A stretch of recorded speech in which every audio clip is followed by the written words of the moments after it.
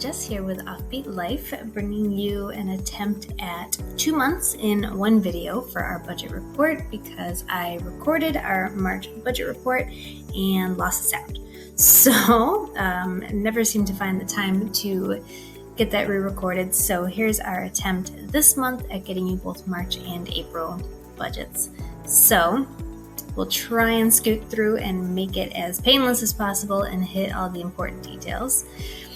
So we'll go ahead and dive right into March, where we had all kinds of stuff going on. So in terms of sinking funds, we only brought in just a little bit in both home and the car fund, small repairs and just small purchases around the house. And then in terms of income, we budgeted $300 for RJ's side part-time job working merchandising for Anderson, and he actually brought in a little over twice that at $611.27. However, this was his last month working with Anderson, so that won't continue there. For my side, or my part-time, side merchandising job with Driveline, I budgeted $545 and brought in $754.48, so that was a little more than 200 over budget there, so that's good. Bookkeeping part-time for the vet hospital here, I budgeted $894 and brought in right about there.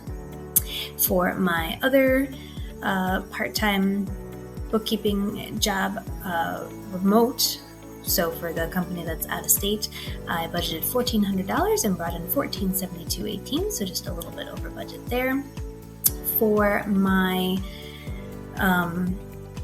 independent contractor bookkeeping, I budgeted $300, brought in $600, and that was a combination of some help that I had provided to the doctor that was planning on buying the practice, and then that actually fell through. So she paid me $300 for that assistance, as well as the $300 from the 3 companies that I am doing their books for. So that was twice budgeted, which was good. And then we received our state tax refund, which was $162. I just didn't plan for it because you never really know exactly when those are going to hit. And then for the third round of stimulus checks, we received $4,200, so it was $1,400 for all 3 of us. And so we didn't plan for that either. So that was, a big jump in income there, but we had a plan for what we wanted to do with that. So we'll go through that in a minute. So obviously that put our income up way higher than expected. The stimulus check nearly doubled our refund. So that's kind of like what we're looking at here. Just not the clearest picture, but that's all right. We know what happened. So in terms of expenses, most were on point. Electric was $185.15. It was not a garbage month since that's a quarterly bill. Car insurance was $125.56. Gas, we were right on point, just that penny over, because you hate when you just with the handle in it. Yeah. Groceries, we were right on point. We were actually 26 cents under, which was super exciting. The dog actually got his, I bought it at the end of February because it was in that budget, but I actually didn't even need it yet, so I kept it in the bag. So he's going to be good till June, he's still good. So I did something funny with our phone bills here. We use Straight Talk, mobile phone services, and so it's not contracted. It's like a pay by the month, and we're on an auto pay situation, but it pays every 30 days. So because of that, the pay date has kind of shifted its way back a little bit over the time that we've used it.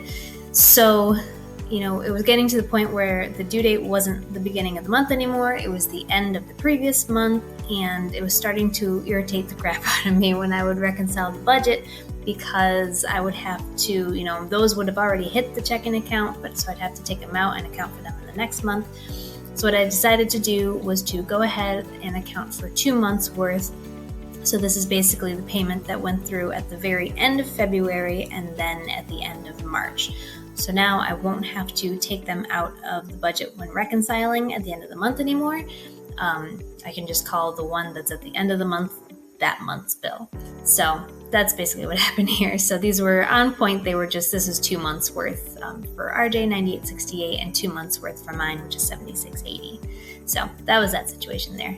I feel better about it now. Our cable bill is $79.99, Netflix and Hulu, as they are meant to be, $8.99 and $5.99. Adobe, still a nightmare. This was $57.23 was the new amount that he's paying for his subscription through Adobe. Hopefully, I think, because this went through in April as well, so you're going to see this again when we hit April. But he tried something different for May, where he just disconnected PayPal completely and tried to get it straight through his checking account. So hopefully that'll work. So maybe by May we'll see this corrected. So now you'll start to see some of what we used our stimulus money for. The $200, since it was a $4,200, and we broke it up into increments of $1,000 for each thing that we wanted to do. So we used the remaining $200 for my parents' birthday. They each got $100 there. So it wasn't budgeted for, but the money was available. For home and life, let's see. So these are the amounts that we ran through the sinking funds. So we took an extra $300 for, let's see, what was that for? Now I'm going to forget because it was a month ago. Let's see, home life. I think that had to do with the repairs that we were doing with our water pump. We were having major issues with the water pump. That's since been replaced and fixed, but I believe that's where that came from. And then in the car fund, we gave $1,000 to the friend of RJ's who has been doing the work on our Jeep Comanche. Who's been doing a lot of work. So, we accounted for $1,000 out of the stimulus to go to him. And we just didn't feel like running these through the sinking funds and then back out again. So I put them straight through here. So it looks ugly, that looks like overages, but it's just, money from the stimulus fund that we allocated out. $200 into the Roth IRA and $46.64 just under budget for random miscellaneous things. So it looks like the expenses are way over, but obviously we know that they're not. And then we I budgeted for the minimum necessary to meet our 4-year goal to pay off the mortgage was $600, but we were able to do $1,000 again, which is fantastic. So moving on into savings, we budgeted to put $300 into the car fund and the remaining $478.87 into home life fund, and we bumped those up with the rest of the stimulus check. We decided to put $1,000 into the car fund to bump that up. We put $1,000 into the home life fund to bump that up, and then another $1,000 we'd like to invest in a generator at some point. We're thinking maybe we might check out some Memorial Day sales. We're not entirely certain yet, but that's what the additional $1,000 into that account is. And then the remainder was just extra in the income. So our total savings came to $20,728.88, which was fantastic. Still have some money in our fireworks fund that we have to spend. What a problem to have. And our fully funded 3 to 6 month, it's about a 5-month emergency fund for us there, the $10,000. And we earned a whopping $483 in interest in March. So that was March in a nutshell. Lots of craziness going on there. So we'll move into April, which was a little bit more mild. So jumping over there, our sinking funds were a little bit more complicated. We paid for the remaining balance on our account for our couch because we put 20% down because it wasn't in the warehouse yet. So we were going to wait to pay for the remainder of it when it actually came in so that we weren't paying for something that who knows where it is, which we're glad that we did because it took almost an extra month to show up. So we're like, I'm not trying to pay for something that we don't even know where it is yet. So that came into the warehouse. We paid the remainder on that invoice, and that should be delivered on Tuesday. It's Sunday as of recording, so that'll be exciting. And then the car fund was all sorts of craziness going on in here. RJ made a couple purchases for some brake jobs and things for both the Jeep and the Cobalts, as well as took some parts back that either didn't work or weren't what he needed. So there were some refunds in there. And also a larger purchase, he decided to purchase an impact gun drill. I'm not a mechanic, but it's going to help him do more jobs on the vehicles himself, as opposed to having to take it somewhere to do that. So that was that purchase there. So for my part-time work with Driveline, I budgeted $430 and brought in $642.20, 40, something like that, $212 over budget there. So that's always good. For my part-time bookkeeping at the vet hospital, this was a 3-check month, so I budgeted $1380 and brought in a little bit over budget at $1388. Because of the extra pay dates, or extra days, I guess, in April, my part-time bookkeeping work with the company that I work for remotely, they pay semi-monthly, so there were a couple extra days in those pay periods, so that was a little higher as well. So I budgeted $1,700 and actually brought in $1,863.01. We were very busy. And then the exciting news for my independent contracting bookkeeping, I picked up another company that I'm helping there. And then one of the clients, for whatever reason, their bank sent an extra check. So we're just keeping that on hand. So that went from $300 to it'll now be $400, but because there was an extra check, it was sent $500. So I got $500 for that. So for a fairly normal income month, other than there were sinking funds in here and an extra paycheck, we were $583 over budget for income, which was great. Going into expenses, again, everything pretty well as planned. Electric hit $187.01, which totally stunk, but that's coming back down in May finally. Our garbage bill was due, that is $84.24. Car insurance was $125.55. So we bumped our gas budget up because RJ was planning on seeing his clients more now that he is no longer merchandising on the side, but then they didn't have anything going on, so we didn't go through nearly as much gas as we expected, so that was way under budget there, by nearly half. Groceries, this was a big mistake on my part, and I now have myself a nice little list of things to look out for when making budgets, and one of those is extra weeks, since we're doing bi-weekly grocery trips now.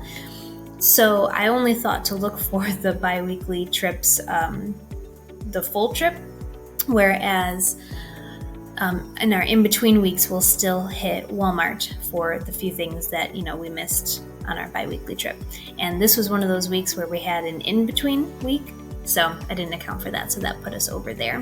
And I actually, in all full disclosure, put one small $20 grocery trip into our miscellaneous because there was extra money there. So we were about a in-between week over on groceries. So I have a list now, so I won't miss these things anymore. Like I said previously, the dog is good on food, but he needed his Resto collar for the year, so I picked up one of those at the hospital. For our phones, those are back to normal, $49.38, $38.43.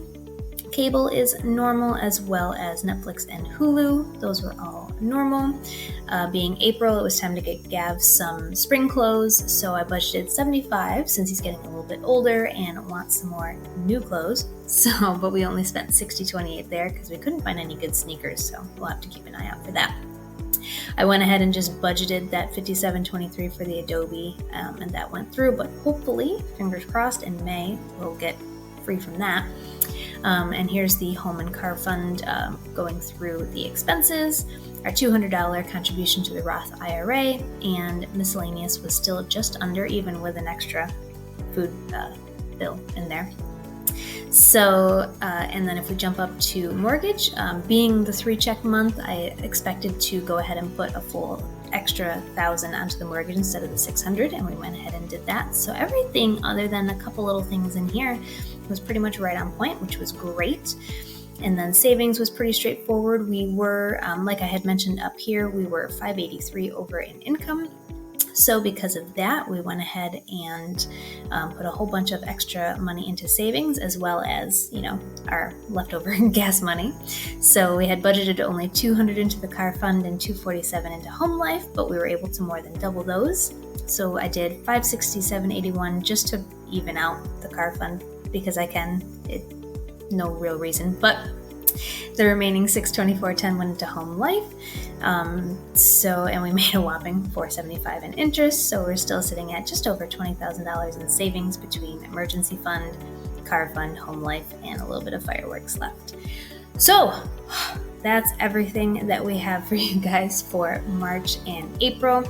If I skipped over anything or if anything wasn't abundantly clear, by all means, just let me know down in the comments. I would love to hear from you guys. How has your spring been? And we will be back again with March. Have a great one, everybody.